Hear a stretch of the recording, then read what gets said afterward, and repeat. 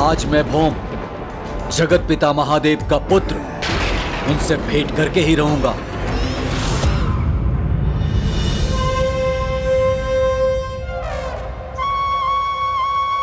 अरे वाह, इतने सारे मिष्ठान।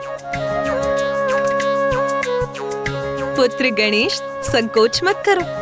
यदि तुम्हारी इच्छा है तो तुम्हें तुम्हारी उपहार खोलने की अनुमति है पुत्र। माँ, उपहार तो मैं कभी भी देख सकता हूँ, किंतु मेरा सर्वाधिक आकर्षण तो उन सभी मिष्ठानों में है।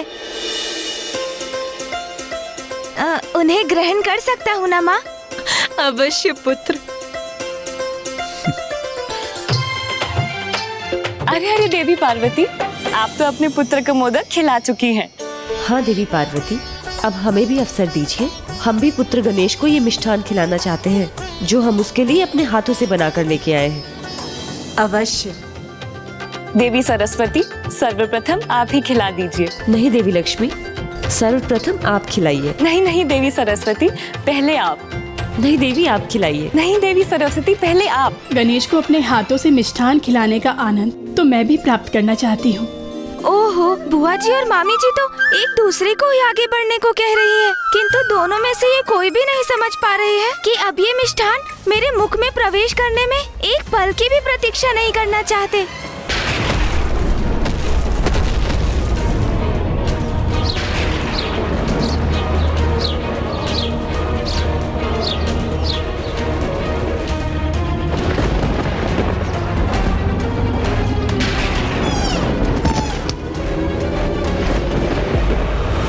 पुनः वैसा ही योग प्रस्तुत होने जा रहा है जिस योग में प्रथम पूज्य गणेश जी का शीश धड़ से विलग हुआ था। कुछ भी हो, मुझे अभी माता पार्वती को बताना ही होगा।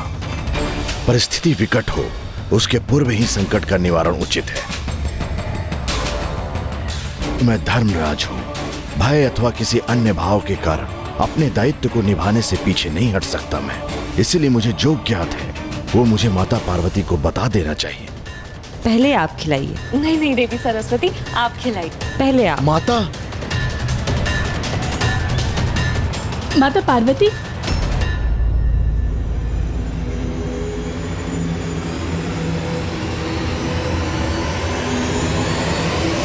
माता लक्ष्मी और माता सरस्वती को समझाइए ना कि वो शीघ्र निर्णय लें, क्योंकि मैं भी गणेश जी को अपने हाथों से मिष्ठान खिलाने के लिए ललायित हूँ। मुझे भी अवसर प्राप्त होना चाहिए। अवश्य देवी शची।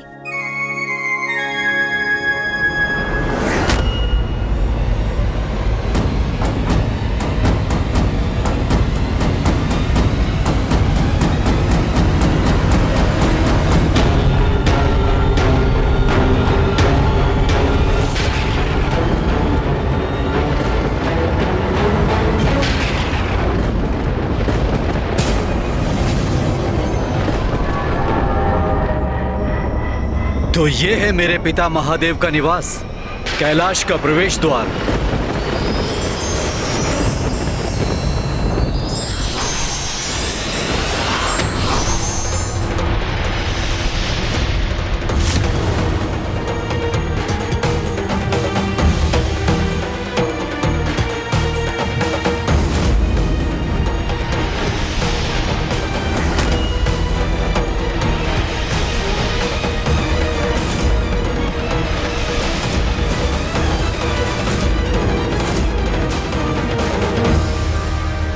पुत्र गणेश, देवी शची कितने स्नेह से तुम्हें अपने हाथों से मिष्ठान खिलाना चाहती हैं और तुम उन्हें उसका अवसर ही नहीं दे रहे हो।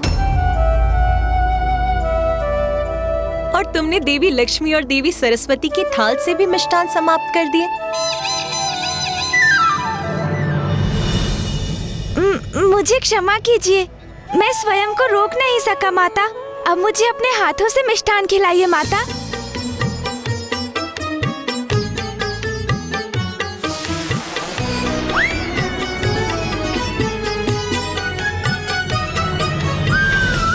प्रतीत होता है गणेश का ध्यान पूर्ण रूप से भोजन पर ही है और उसकी इस एकाग्रता को भंग करने का कोई उपाय नहीं।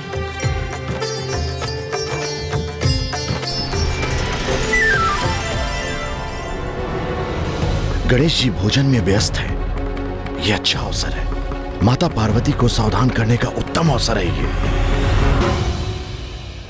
माता,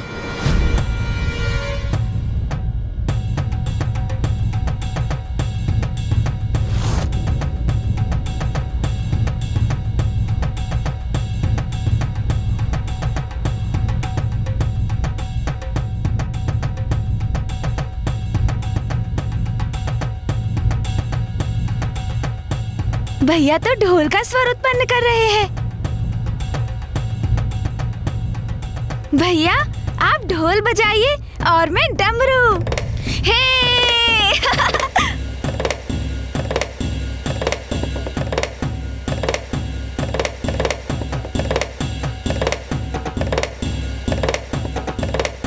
दोनों महादेव पुत्रों की जुगलबंदी तो बड़ी ही आनंददायक होगी।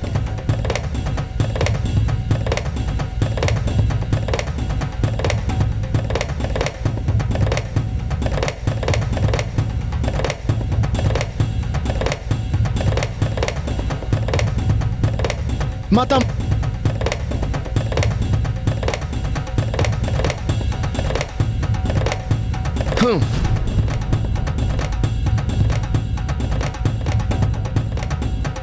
आज मेरे अनुज गणेश का जन्म दिवस है।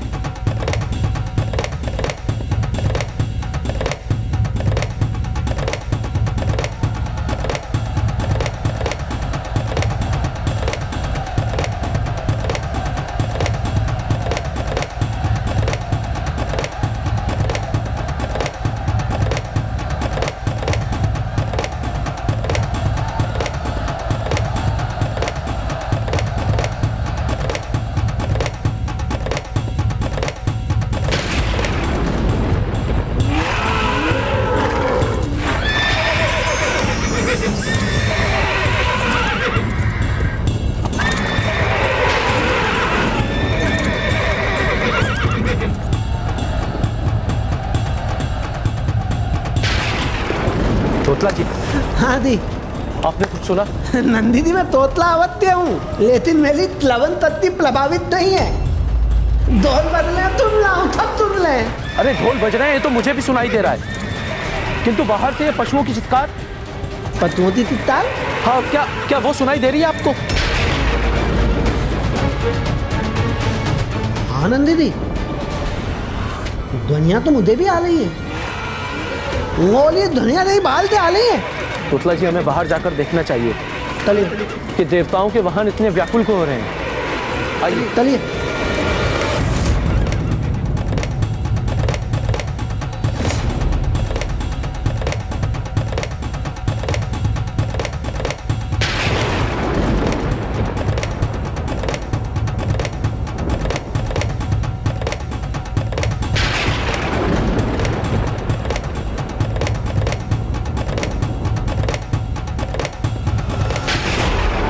मेरे पिता का निवास कैलाश मेरा भी निवास है।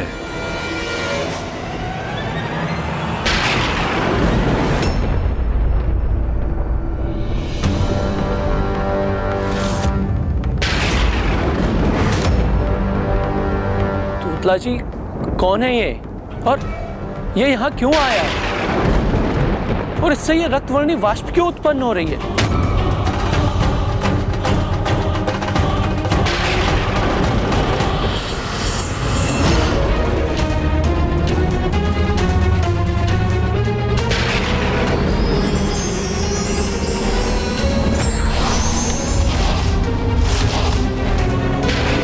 कौन हो तुम? मैंने पूछा कौन हो तुम? सुना नहीं क्या तुमने? श्रवण शक्ति क्षीण हो गई है क्या तुम्हारी? कहां जा रहे हो? कुछ ज्ञात भी है तुम्हें? मैं भौम हूं। हाँ तो दामू, क्या चले? ये महादेव के गण हैं। इतने अहंकारी और असभ्य। शिष्टाचार का तो जैसे इन्हें लेस मात्र ज्ञान ही नहीं है। भौम हो तो हो गए, उससे हमें क्या? नाम के आगे भी कोई परिचय है तुम्हारा? तो दो हमें। मैं भौम महादेव पुत्र हूँ, उनसे भेंट करने आया हूँ।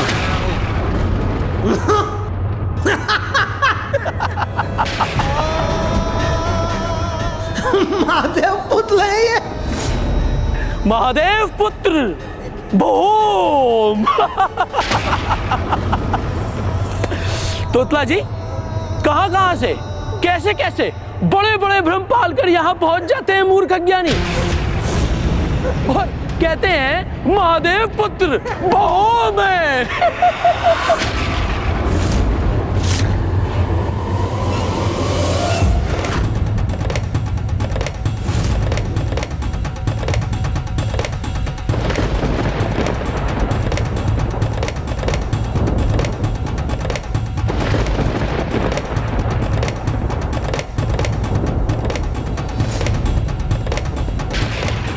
ये क्या कर रहा है गणेश?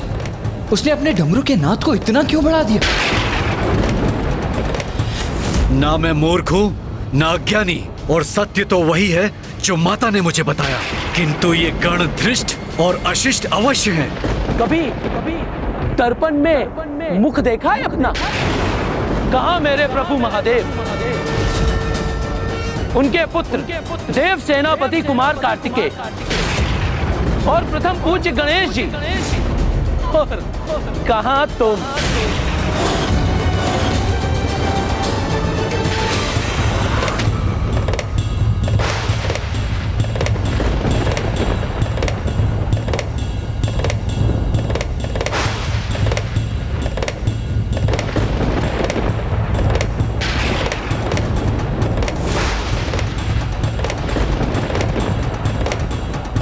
आज के इस उत्सव में क्रोध का कोई स्थान कहाँ है?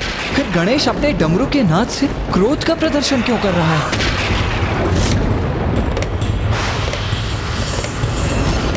मैं भी महादेव का ही पुत्र हूँ। अरे मूर्ख, हम सभी महादेव के पुत्र हैं, क्योंकि वो तो जगत पिता है। किंतु इस कारण कोई भ्रम नहीं पालना चाहिए। वास्तविकता में उनके दो ही पुत्र हैं, कुमार कार्तिकेय जी और प्रथम पूज्य गणेश जी।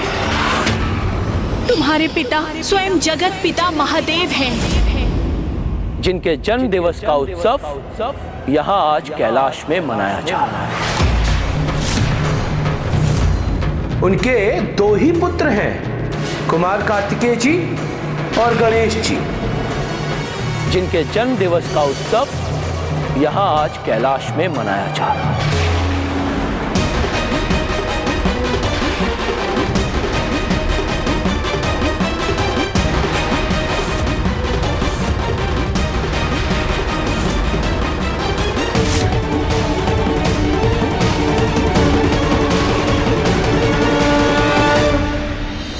चलो प्रस्थान करो यहां से। महादेव के दर्शन के लिए तो यहां अनेकों भक्त आते हैं, तुम भी आ जाना। उत्सव संपन्न होने के पश्चात अभी वो अपने पुत्र के साथ व्यस्त हैं। तुम दोनों समझने के लिए तैयार क्यों नहीं हो? मैं भी महादेव का ही पुत्र हूँ, किंतु जो सत्य है वो समझने के लिए कभी ना कभी तुम्हें विवश होना पड़ेगा। और महादेव को भी यदि अभी उनसे भेंट कर अपना परिचय दे सका तो उचित है, अन्यथा अन्य रूप धारण कर सत्य उनके समक्ष अवश्य आएगा। कैलाश जैसे पवित्र स्थान पर असत्य को सत्य कहने की धृष्टता करते हुए लज्जा नहीं आती तुम्हें? तुम यहाँ से जाते हो, अन्यथा मैं तुम्हें यहाँ से जाने के लिए विवश करूं।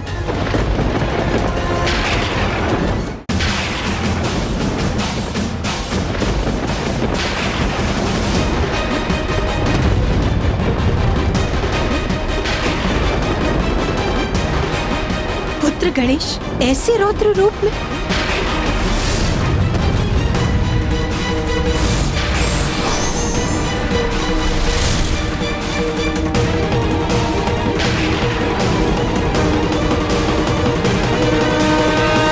मेरा यहाँ किसी से युद्ध करने का प्रयोजन नहीं, किंतु पुत्र का पिता से भेंट करने की इच्छा रखना कोई अपराध तो नहीं,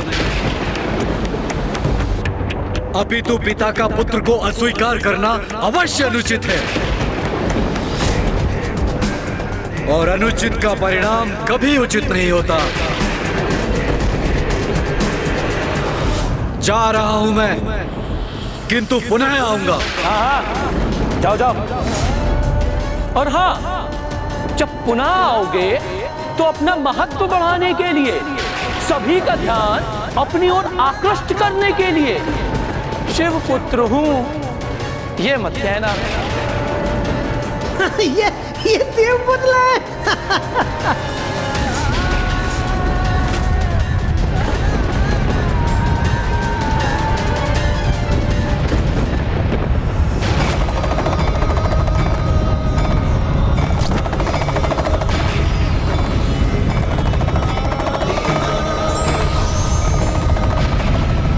एक पुत्र को अपने वक्ष से लगाकर उस पर सारा स्नेह न्यौछावर कर बहुत आनंदित हो रहे ना आप महादेव। इतना बड़ा भेदभाव कि एक अन्य पुत्र को पूर्ण रूप से भुला बैठे हैं आप। नहीं, बहुत बड़ा अन्याय है ये, किंतु शीघ्र ही आपको इसका उचित न्याय प्राप्त होगा। अपने इस पुत्र को दुख दिए है ना आपने, जो आपके आनंद का स्रोत है, तो उसका दुख भी देखना और सहना होगा आपको महादेव। जा रहा हूं मैं।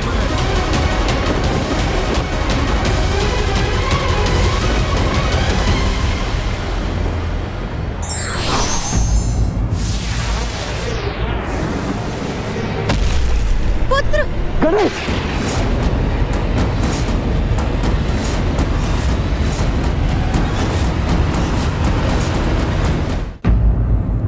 यह अचानक क्या हो गया था मुझे? ऐसा लगा जैसे किसी प्रबल शक्ति ने वश में कर लिया हो। और वो आगंतुक तो मात्र महादेव से भेंट करना चाहता था, उनके दर्शन करना चाहता था। फिर मैंने इतनी निष्ठुरता का व्यवहार क्यों किया उसके साथ? क्या उसके प्रति हमारा आचरण उचित था? तोतला जी, समझ में नहीं आ रहा है कि अकारण ही मैं इतना उत्तेजित क्यों हो गया। हाँ नंदिनी, मुझे भी तो देता ही प्रतीत हुआ देते।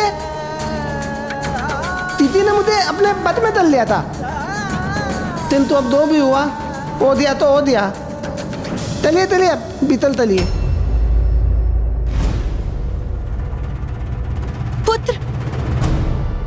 पुत्र तुम कुशल तो हो ना? हाँ माँ, ज्ञात नहीं अकस्मात मुझे क्या हो गया था। कदाचित मुझे भूख लगी है, इसीलिए ऐसा हुआ होगा माँ। अब हमें प्रस्थान करना चाहिए। हाँ, आज पुत्र गणेश का जन्म दिवस है और उसे बहुत भूख लगी है। अभी हमें उसे शांतिपूर्वक भोजन करने देना चाहिए।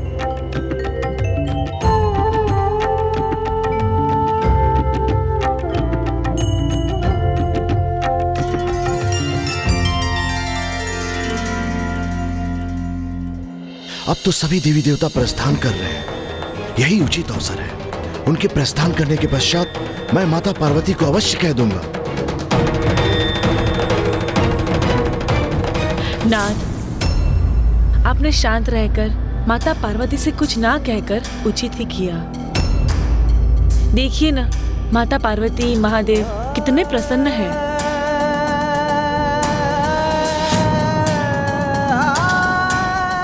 देवगण, आप सभी मुझे अत्यंत प्रिय हैं और मैं अत्यधिक प्रसन्न हूं कि आप सभी गणेश के जन्मोत्सव में उपस्थित रहे।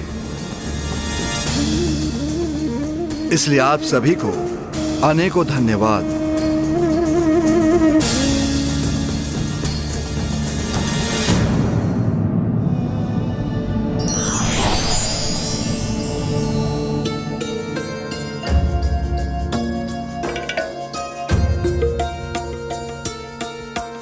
यमराज, आपको ज्ञात है कि मुझे सर्वाधिक प्रिय कौन है? जो सर्वाधिक प्रिय देवता हैं और जो मेरे हृदय के सबसे निकट है, वो हैं आप। मैं महादेव? हाँ, कभी कभी जो नैतिक दृष्टि से उचित प्रतीत होता है और जो हमारा दायित्व है, उसमें विरोधाभास होने के कारण एक बड़ा अंतर्द्वंद उत्पन्न होता है। किंतु आप मुझे सर्वाधिक प्रिय इसलिए हैं क्योंकि आप तो धर्मराज हैं। आप तो सदैव अपने धर्म और कर्तव्य पर अडिग रहते हैं। कोई भी द्वंद आपको विचलित नहीं करता। प्रत्येक परिस्थिति में लाभ हानि की चिंता किए बिना जगत कल्याण हेतु अपने धर्म का पालन करते हुए आप मुझसे भी संघर्ष करने पर विवश हुए, किंतु आपने अपने धर्म पथ का त्याग नहीं किया। धर्म के प्रति आपकी अटूट निष्ठा के कारण ही आप मुझे सर्वाधिक प्रिय हैं।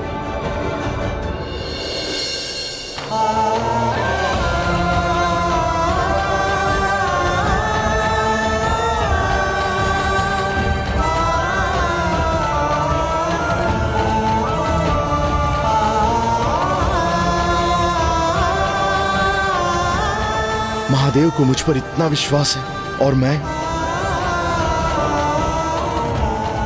मुझे उनके विश्वास का सम्मान करना होगा। अपना धर्म मुझे निभाना ही होगा। यमराज के मुख पर ऐसा भाव क्यों? जैसे उनके भीतर भावनाओं का बवंडर उमड़ रहा है। जैसे वो कुछ कहना चाहते हैं किंतु कह पाने में विवश।